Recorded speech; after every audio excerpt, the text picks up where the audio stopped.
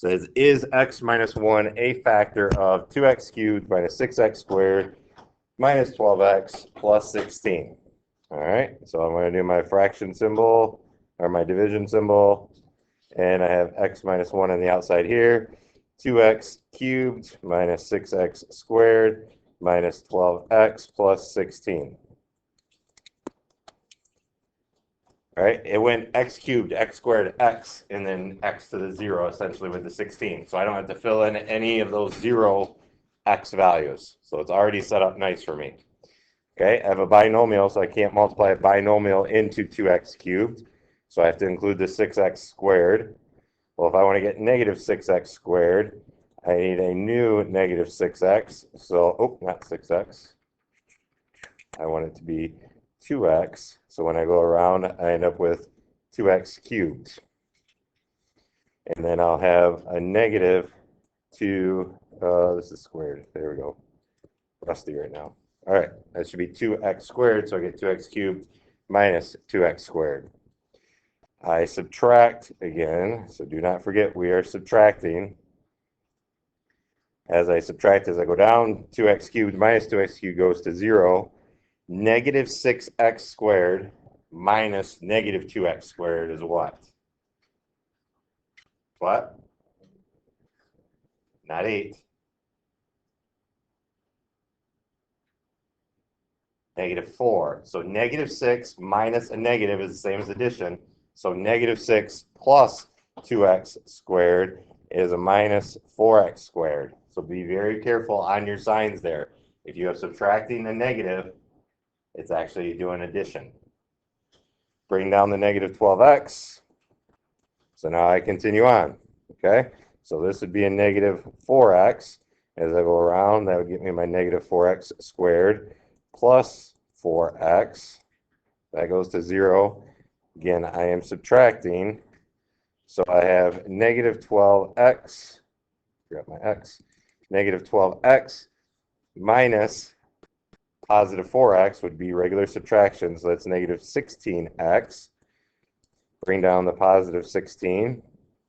So this has to be a negative 16. Go around, so it's a negative 16x plus 16. My same signs are what I want to happen, because then that's going to make it go to 0. So is x minus 1 a factor? Yes. Okay, this remainder of 0 tells me, yes, x minus 1 is a factor. And more specifically, I can show that 2x cubed minus 6x squared minus 12x plus 16 is equivalent to x minus 1 times 2x squared minus 4x minus 16. So using this polynomial division is factoring, essentially. It's rewriting it as a product of factors. So it's x minus 1 times 2x squared minus 4x minus 16. You will have to do this on the test tomorrow, okay? So understanding how to do polynomial division, probably the biggest thing that you want to be careful on is subtracting a negative. And then also, if you have to add in any of those 0x's or 0x squareds, make sure you see your variables go from x cubed to x squared to x all the way down. You need to see every single one written down. All right, so today we're going to do what's called synthetic division. Synthetic division simplifies the long division process. Okay, we did the heavy lifting on this yesterday. Now, synthetic division is kind of a shortcut, but it only works in specific situations. Okay, it doesn't work for all. Polynomial long division, which we did yesterday, I can divide any two polynomials. But now, synthetic division, they have to be in a particular form. If they're in a particular form, good, I can go ahead and do this a lot quicker. Must have a linear divisor. Okay, so again, this is the divisor. This was the dividend, and this was the quotient. Okay, that piece on the outside must be linear. meaning x plus 4, x minus 2, x minus a, any of them in that form. It cannot be something like x squared plus 4. That is not linear. That's a quadratic. Okay? So if we get it to be a quadratic, x squared plus 4, we have to use regular polynomial long division, which we did yesterday. But if it is a linear factor, we can use this synthetic division. All right, and we're going to focus specifically on this x minus a form, where this a is going to be a number. Okay? So our roadmap to using synthetic division. So there's a certain process we have to follow in order to use synthetic division. First step, we are going to write down only the coefficients, including zeros, of the polynomial in standard form. Okay, so I only want coefficients. So if I had 3x cubed plus 2x plus 7, my coefficients are going to be 3, 2, oops, missed one, 3, there's an x squared that's not here, so I'm going to say 3, 0, 2, 7. Again, I'm only working with those coefficients of the polynomial in standard form. All right, and this is not one number, 3027. They're separate numbers, 3, 0, 22, and 7. I'm going to omit all variables and exponents. Okay, and this is probably the biggest thing that we have to focus on when doing synthetic division. For the divisor, again, that divisor is that piece here on the outside. For the divisor, reverse the sign in front of A and put it up in the press box. I'll show you in a minute here what I mean by the press box.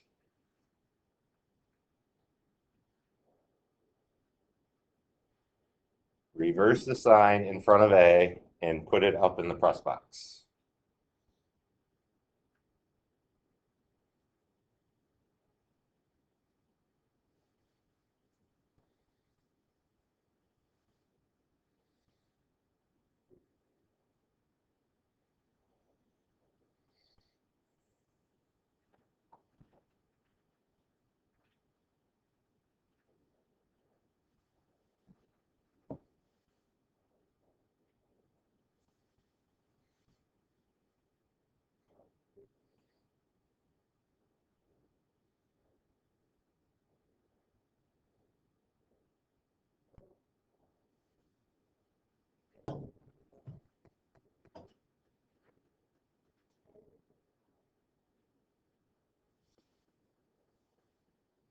Okay, all right, so let's actually do one.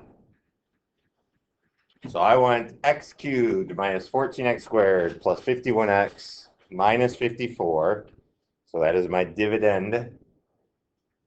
I want to divide x plus 2 from it.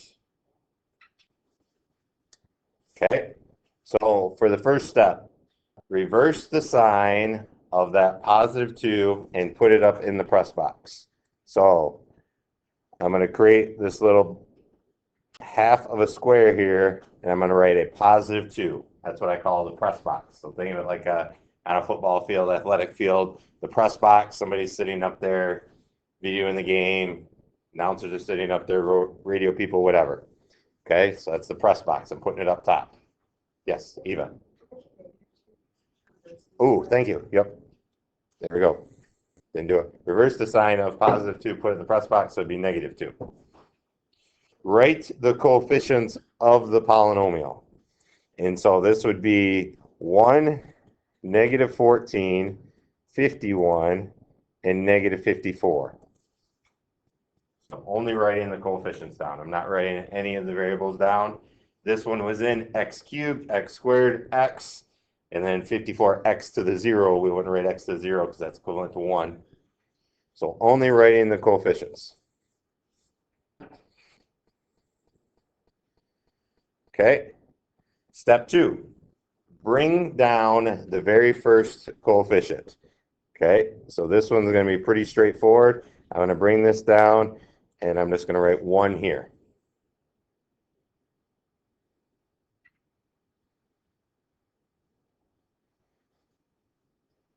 Multiply the coefficient by the divisor, then add to the next coefficient. What that means is I'm going to take this and multiply here, and then it's going here. So 1 times a -2 is -2. But now with synthetic division, I add vertically. So do not get this confused with long division yesterday where we were subtracting when we move vertically. Now with synthetic division, we will add as we move vertically. So -14 plus a -2 is -16.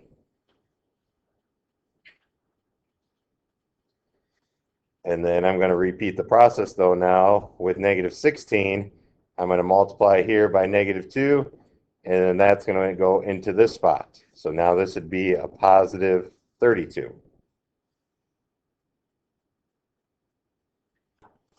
51 plus 32 is 83. And then same process, I'm not going to write with all the arrows because there's going to be too many arrows. 83 times a -2 is a -166. When I add vertically, this becomes -220.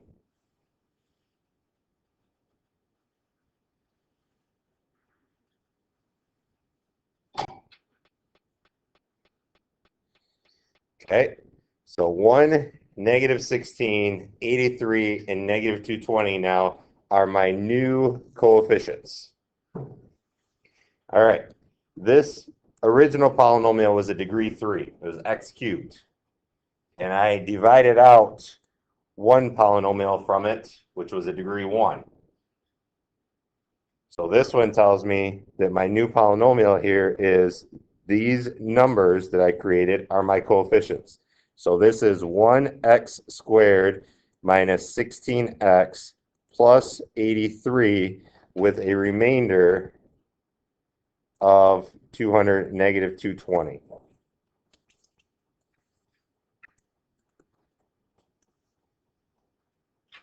Okay, so my polynomial is now a degree 2, the one that I found. So a degree 2 polynomial with my degree 1 polynomial, which was x plus 2, will give me my degree 3 polynomial, the big one we started with. Landon, do you have a question? So I'm going because we move one of them, take out, eliminate one half. Correct. So that's why this becomes x squared minus 16x plus 83. This last spot will always be the remainder. Okay, and that might help you remember as well that that last spot is always a remainder. And then if we read from right to left, it'll go constant x, x squared, x cubed, and so on. All right, so what this is saying now is if I took x plus 2 times this new polynomial, x squared minus 16x plus 83, added on a -220, that is equivalent to my original polynomial, x cubed minus 14x squared plus 51x minus 54. So we did our polynomial division, what we did yesterday, but now we did it using what's called synthetic division, where we're only focused on the numbers. And we can do it essentially all in one line. But we have to do that process where we go back up to the press box, multiply, bring it down, add. Get a new number, hit the press box, bring it down, add. And just continue that process till we get to the end. Eva, did you have a question? I was just wondering how you got it, but I just factored out x plus 2, so that's why it's not x. Correct. Okay, let's do another one.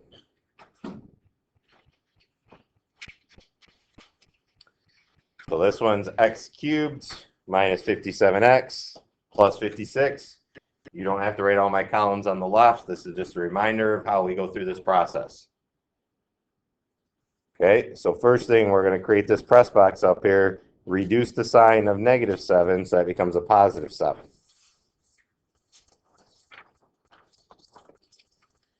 And now I will fill in all my coefficients. So x cubed is 1. Was not written, but we cannot forget about a 0x squared that was here that's just not written. Okay, our polynomial needs to go cubed, squared, x, constant. So this would become, in my top row after my press box, becomes 1, 0, -57, +56. Do not forget that 0 there.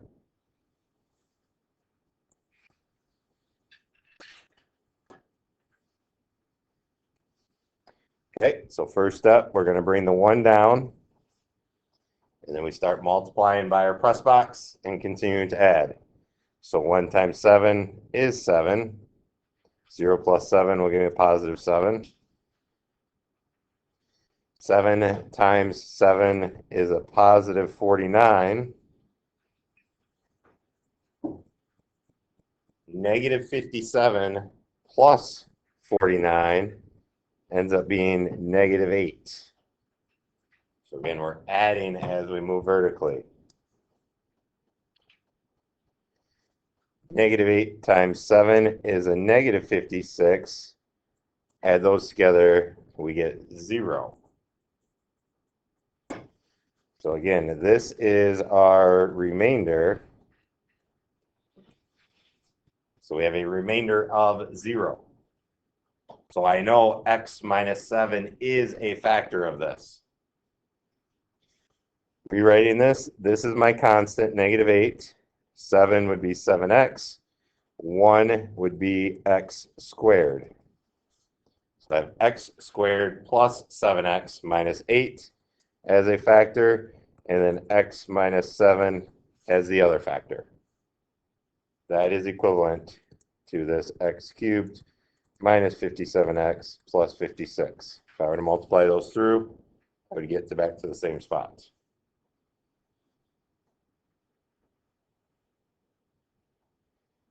So again, this simplifies the long division process, but it has to be a linear factor. X minus 7. The last one I think we had was x plus 2. It has to be in that form. It can't be x squared or x cubed or anything like that as a factor. Let's do an application problem.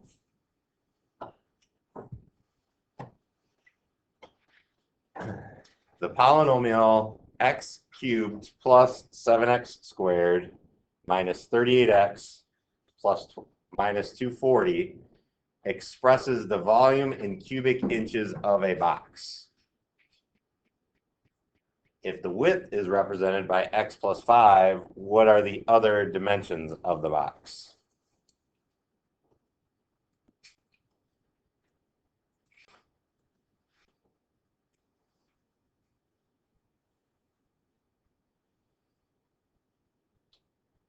How do I find volume of a box again? What do I have to do to find volume of a box? Eli. Length times width times height.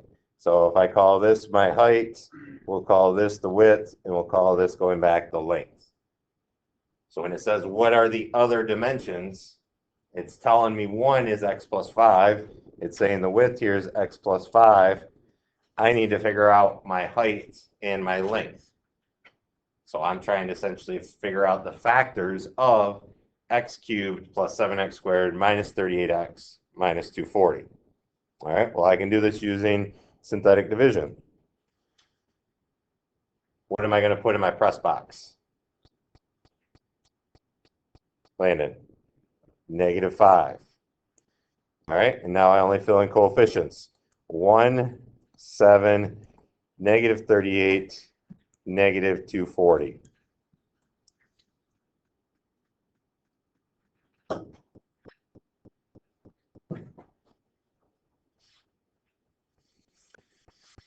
Okay, so we should get to this point when using our synthetic division.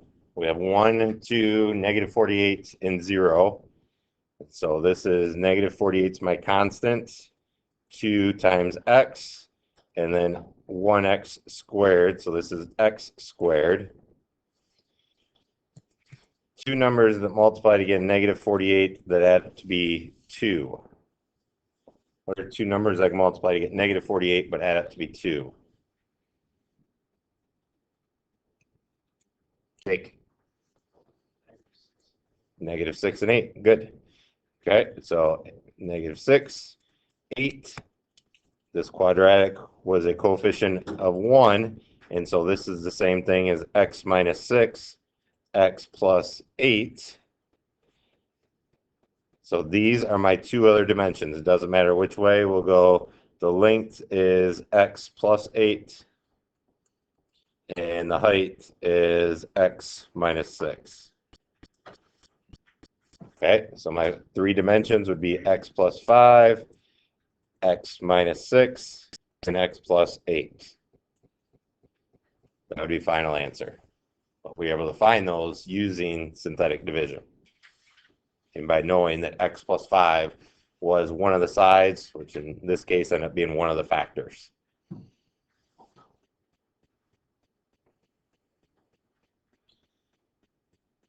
Okay, last thing we're going to talk about today is called the remainder theorem.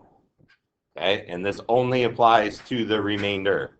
Okay, that's why it's called the remainder theorem. It says if you divide a polynomial p of x, so whatever your polynomial is, we're going to label it the function p of x.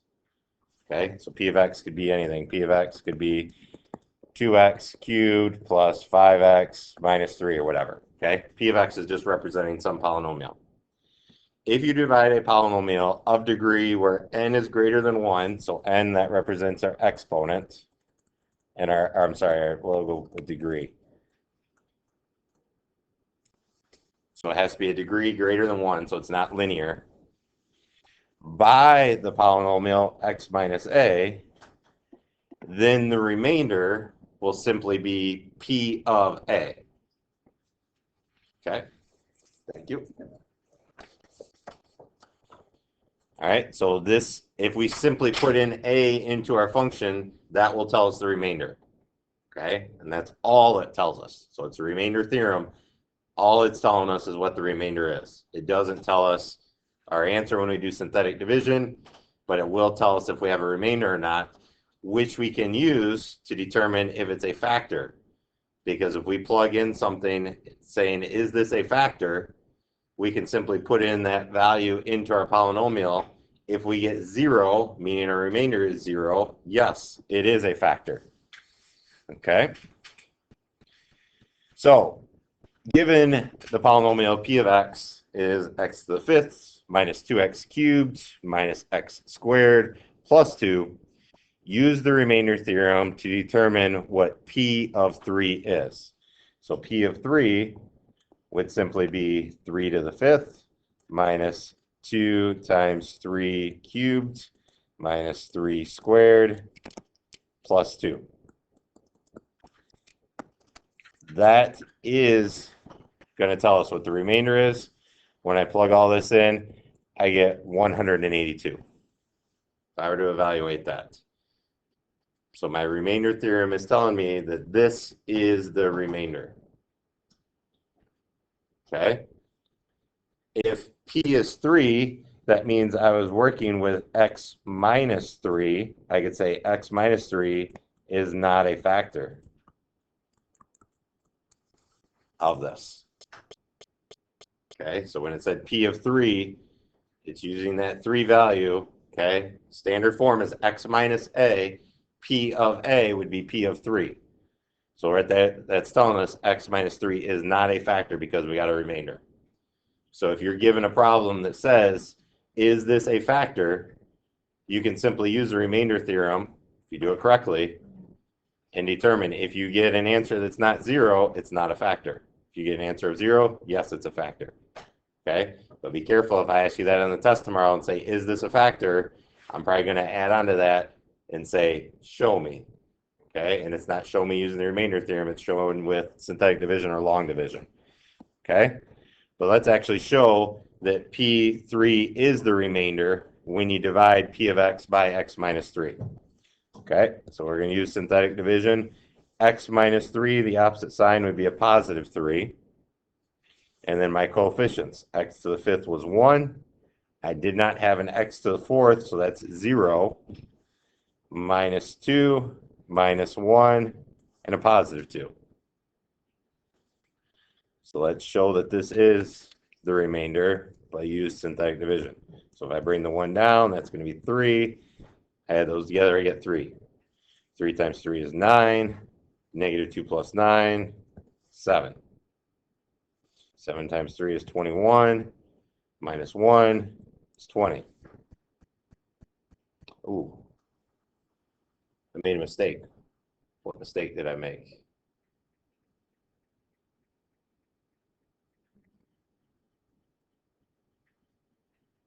Keep going, Ava.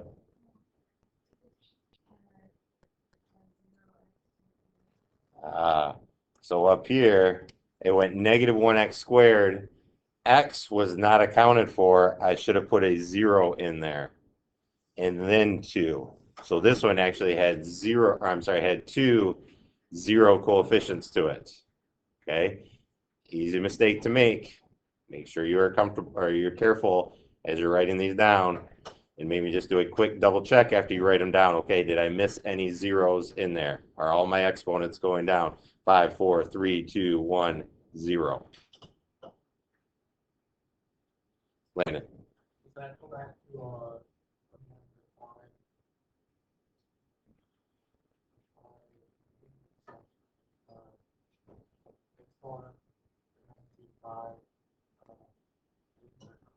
Potentially, there'll be 5 x's potentially, but that's not for the zeros. Okay.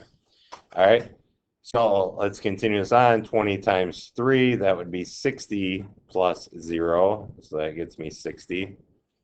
60 times 3 is 180. 180 plus 2 is 182. So that checks out up here. Yep, that is actually the remainder if I were to complete this all in synthetic division. Okay, but there will be a test question tomorrow. Well, I'll say, use the remainder theorem to show me what the remainder will be. And it's very simple. All you do is put that value into your function. Whatever answer you get, that is the remainder. You get 0, that's big, because then that tells us that it's a factor. But if you get any other number, that's fine. It just tells you what it is. Okay, I'm not asking. I mean, we could break this one down, and we can do it. Let's actually do it for practice. So this be 60 plus 20x plus 7x squared plus 3x cubed, and then plus 1x to the 4th. And this would have been x minus 3 plus 182 would have equaled my big polynomial that I started with, x to the 5th minus 2x cubed minus x squared plus 2. Those are equivalent.